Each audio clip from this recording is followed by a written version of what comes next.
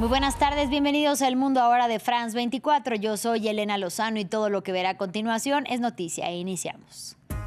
El Clan del Golfo fue designado por Estados Unidos como grupo terrorista extranjero. Se trata del cártel de narcotráfico más grande de Colombia, con el que el gobierno de Gustavo Petro sostiene conversaciones de paz. La decisión ocurre en medio de amenazas de Washington de atacar territorio colombiano. Analizamos. Xiomara Castro acusó al recién exonerado Juan Orlando Hernández de estar tramando un golpe de Estado y preparar su regreso a Honduras. El expresidente dijo que es falsa la acusación de la mandataria hondureña, al tiempo que en el país los ciudadanos protestan contra el irregular proceso electoral del 30 de noviembre. Volodymyr Zelensky y los aliados europeos de Kiev pidieron ante la Corte Penal Internacional de La Haya que Rusia sea condenada por supuestos crímenes de guerra y obligada a indemnizar a Ucrania por los daños causados con la guerra. Además, anunció que su equipo negociador continuará con los esfuerzos diplomáticos en Miami este fin de semana.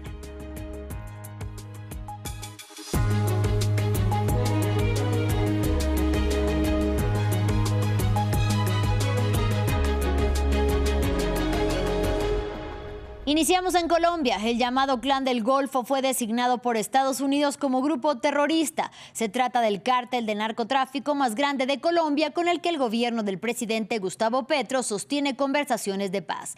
La decisión ocurre en medio de amenazas de Washington de atacar territorio colombiano y al tiempo que la administración de Donald Trump continúa con sus ataques a embarcaciones en el Mar Pacífico y el Caribe en el marco de una supuesta lucha contra el narcotráfico en Latinoamérica. Y para hablar sobre el tema, saludo con mucho gusto a Gerson Arias, quien es politólogo, investigador asociado de la Fundación Ideas para la Paz y fue director temático de la Oficina del Alto Comisionado para la Paz y director para el Diálogo Social de la Comisión de la Verdad. Bienvenido y gracias por la comunicación.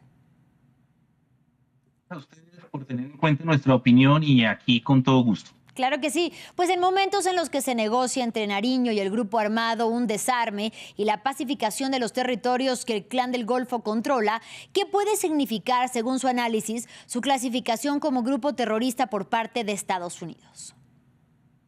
Pues lo primero que hay que decir a la audiencia es que definitivamente esta decisión por parte de Estados Unidos se esperaba. No es nueva y realmente, digamos, estaba ajustada o se ajusta a las decisiones autónomas respetables que está haciendo el gobierno de Donald Trump. Ahora, sobre los impactos, digamos, ¿qué se puede esperar? Y esto es muy importante. Definitivamente sí tiene impactos. En primer lugar, va a implicar demoras sustanciales a la negociación. ¿Por qué? Porque hay incertidumbre, hay inseguridad jurídica y hay desconfianza, obviamente, en una mesa que llevaba apenas 2 ciclos de conversaciones. En segundo lugar, obviamente, en términos más concretos, con esta nueva situación realmente queda una gran pregunta si estas negociaciones se pueden seguir llevando a cabo en Qatar, con la participación del gobierno de Qatar y el grupo de mediadores integrados además por Suiza, Noruega y España. Y la pregunta es obvia, es si esas conversaciones tienen que retornar o se harían definitivamente en Colombia. Y por último, es que definitivamente en términos también de lo que pueda venir hacia adelante, pues lo que va a implicar son retrasos en estos avances y realmente lo que va a quedar por definir es que el nuevo gobierno encuentre, digamos, incentivos y encuentre una negociación atractiva para continuar. Es decir, el impacto es evidente, no es nuevo porque se esperaba y definitivamente hay que replantearse un poco el esquema para garantizar que el Clan del Golfo siga dando esos pasos hacia una desmovilización y un desarme, pero esta decisión de Estados Unidos definitivamente impacta y por ahora crea inseguridad jurídica que harían, dejemos ahí el interrogante, la conclusión de que posiblemente es muy difícil continuar estas negociaciones fuera del país por los riesgos que esto implica. Usted habla de decisiones autónomas, sin embargo, le preguntaría, ¿la designación del Cártel del Golfo como grupo terrorista de alguna manera puede considerarse como el paso que da la administración Trump para legitimar así un ataque en suelo colombiano? Pues definitivamente nunca hay que descartar esa opción y hay que tenerla presente además porque el gobierno de Donald Trump lo ha dicho claramente. Yo creo que ante esa idea y decisión, pues no hay que descartarla. Pero yo sí creo, digamos que en términos de lo que está viviendo Colombia después de la firma del acuerdo de paz, es que realmente hay una expansión que inició con el gobierno Duque, continuó con el gobierno Petro, en donde era bastante razonable que estos grupos que siguen vinculados muchos al narcotráfico y otro tipo de economías, pues tarde o temprano iban a llegar a las listas. Ahora bien, hay que mirar cuáles son las implicaciones y acá dos dimensiones que son importantes. Una es que a diferencia de lo que ocurrió con el proceso con las FARC, hoy en día no hay comunicación entre el gobierno y Estados Unidos, lo cual, digamos, haría de cierta manera más gestionable esta situación. Y en segundo lugar, pues no hay un incentivo muy concreto para determinar si el Clan del Golfo quiere o no dar un paso hacia adelante. Y yo creo, digamos, siendo optimista en este panorama bien difícil, en que definitivamente esta inclusión en la lista, pues definitivamente crea una presión para que el grupo realmente le diga a Colombia si tiene disposición o no de avanzar en este sentido, y luego, digamos, quizás en un próximo gobierno, pues se deberá acordar, digamos, cuáles son las mejores garantías para continuar el diálogo. Yo no creo que sea una noticia, digamos, negativa, era razonable que ocurriera, pero sí creo que involucra este elemento en términos de que este grupo muestre su voluntad de ir en serio en un proceso que avance hacia el desarme y la desmovilización. Y finalmente, usted lo dice, no hay que descartarlo. En el contexto actual, en ese sentido, y con todos los elementos que ya bien menciona y conocemos, ¿es posible que las amenazas de Washington entonces se cumplan y tenga lugar un ataque estadounidense contra suelo colombiano? Brevemente, por favor. Pues yo creo que, digamos, lo que no hay que descartar es que hayan objetivos de grupos que sean considerados amenazas para Estados Unidos que puedan ser atacados aquí en Colombia o en Venezuela, y creo que eso no hay que descartarlo en términos muy prácticos de esta geopolítica y cómo se está moviendo. Muchísimas gracias, le agradezco por el análisis, por supuesto, y por la presencia suya en France 24. Muchas gracias. Y ahora vamos a México. Claudia Sheinbaum afirmó que atacar las causas del consumo de drogas es clave para enfrentar el flagelo del fentanilo. Los dichos de la presidenta mexicana ocurren después de que su homólogo estadounidense Donald Trump declarara al opioide como un arma de destrucción masiva, argumentando que al año unas 73,000 personas mueren por su consumo en Estados Unidos. Esta designación no tiene precedentes para cualquier otra droga y permite al Pentágono y también a las agencias de inteligencia desplegar herramientas que normalmente son reservadas para contrarrestar armas químicas. Recordemos que México es el mayor proveedor de la droga hacia la Unión Americana. Vamos a analizar exactamente qué es, apenas ayer se publicó. Vamos a analizar qué implicaciones tiene. Una parte es, se manda para que se haga ley en Estados Unidos, y otra parte es un decreto. Entonces, apenas estamos analizando el alcance de lo que se publicó. Eso por un lado. Por otro lado, nuestra visión de cómo atender el consumo de drogas es distinta. Por supuesto que hay que atender los delitos y para eso hay una fiscalía y para eso hay jueces.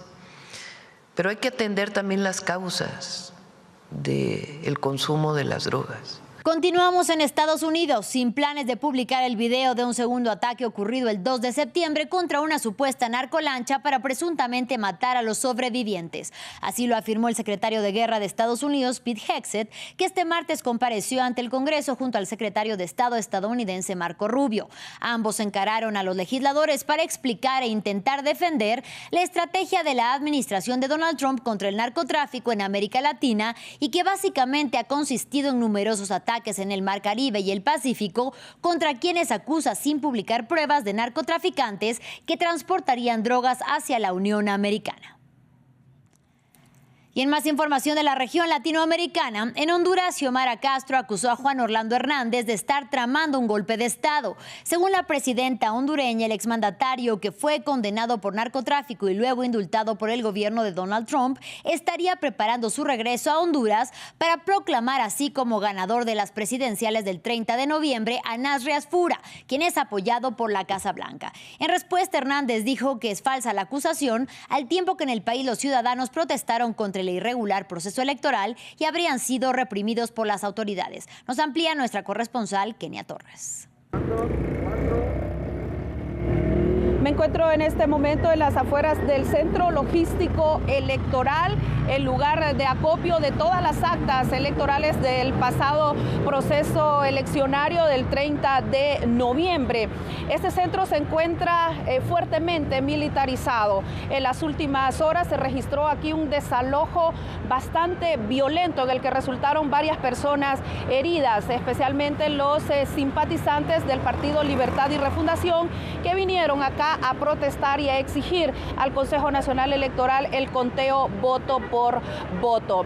Esto provocó la reacción inmediata de la presidenta Xiomara Castro, quien lamentó los episodios de violencia y pidió la destitución inmediata de los policías involucrados en ese desalojo violento.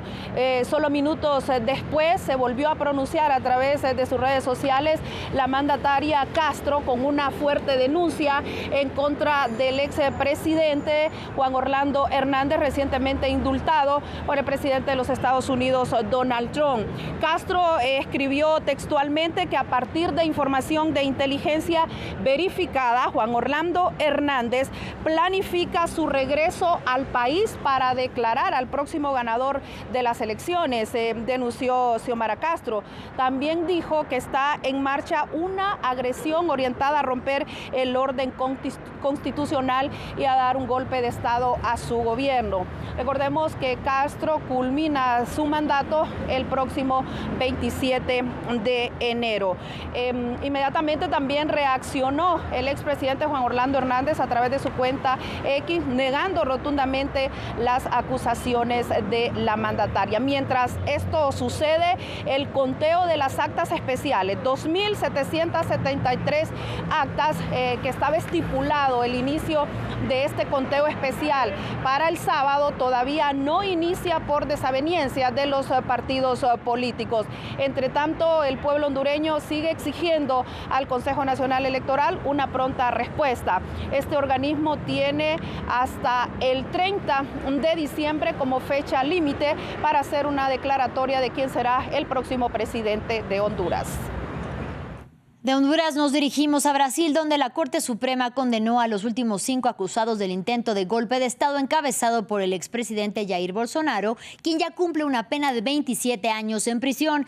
El máximo tribunal brasileño calificó el hecho, ocurrido en enero del 2023, como un grave atentado contra la democracia y les dio por el delito de conspiración entre 8 y 26 años de cárcel a los culpables. En el proceso, el exmandatario de ultraderecha, pero también varios exministros y antiguos jefes de las Fuerzas Armadas fueron también condenados.